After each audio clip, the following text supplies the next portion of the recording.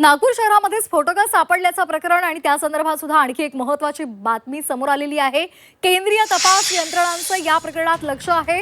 आयबीनं पोलिसांकडून सविस्तर माहिती सुद्धा जाणून घेतली आहे। 15 जिलेटिन कांड्या, 50 डेटोनेटर सुद्धा सापडले होते। मंगळवारी दोसर भवन चौक परिसरामध्ये ही स्फोटकं जप्त करण्यात आलेली होती। दरम्यान सध्या या प्रकरणाचा तपास नागपूर पोलिसांकडून सुरू आहे।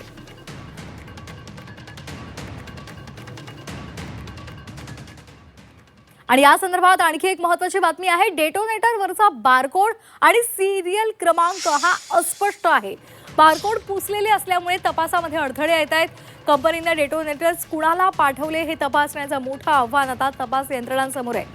नागपूरच्या दोसर भवन चौकाजवळ एका घराच्या समोरच्या परिसरामध्ये बेवारस पिशवीमध्ये 50 डेटोनेटर्स सापडले होते। त्याचबरोबर 50 जिलेटिनच्या कांड्या सुद्धा सापडल्या होत्या।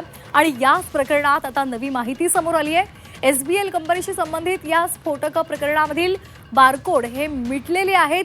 त्यामुळे कंपनीकडून नेमक्या कोणत्या वितरकाला ही स्फोटकं पाठवण्यात आली होती हे शोधण्याचं मोठं आव्हान पोलिसांसमोर निर्माण झालंय।